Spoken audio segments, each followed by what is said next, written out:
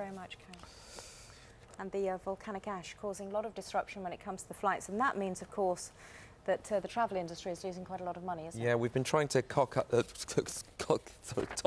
as I beg your pardon, trying to tot up the cost of the travel chaos. The main pilots' union has said the impact of the volcanic ash could not be more serious and will leave many airlines staring bankruptcy in the face. Well, the disruption is estimated to be costing some airlines £130 million a day. Will it be enough to push some over the edge? Well, with me now is Jim French, Chief Executive of Flybe, who's in Exeter, facing bankruptcy. Jim, are you facing bankruptcy? No, we're not facing bankruptcy. What the IATA are saying is the scale of this is such that the airlines are losing over £130 million per day. And it's the scale that's the concern and the implication on society and business around the world.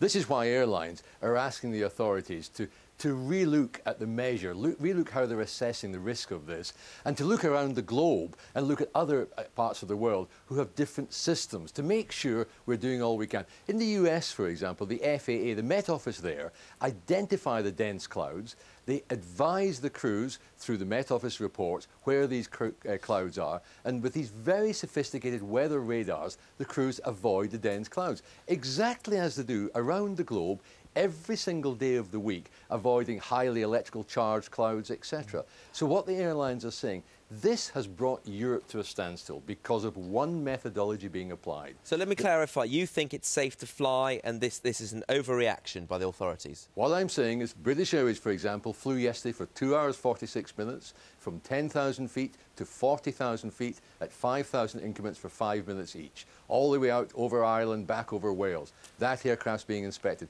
Every other major European airline did the same yesterday. That data will go to the authorities.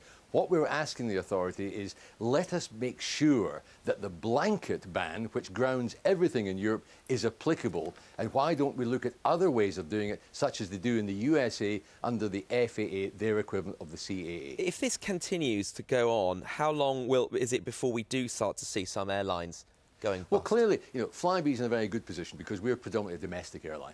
But for those airlines who have these hundreds of thousands of passengers stranded around the globe, it's a massive cost burden. And under European law, there is this most unique law whereby airlines are responsible to accommodate and feed their passengers, irrespective of the cause. It's the only law in Europe, you can't buy an insurance policy anywhere in the world that hasn't got an act of God clause in it. It doesn't apply to any other form of transport. It's purely aviation. When the Channel Tunnel was blocked with a fire last year, they didn't have to pay the accommodation and meal costs, etc. So it's a very discriminatory law. And what the airlines are turning around to the governments of Europe saying, look, for heaven's sake, this is a catastrophe. Okay. It's a disaster. We must look to change or recompense for that cost. Jim French, Chief Executive of Flybe. Thanks very much indeed for joining us there from Exeter.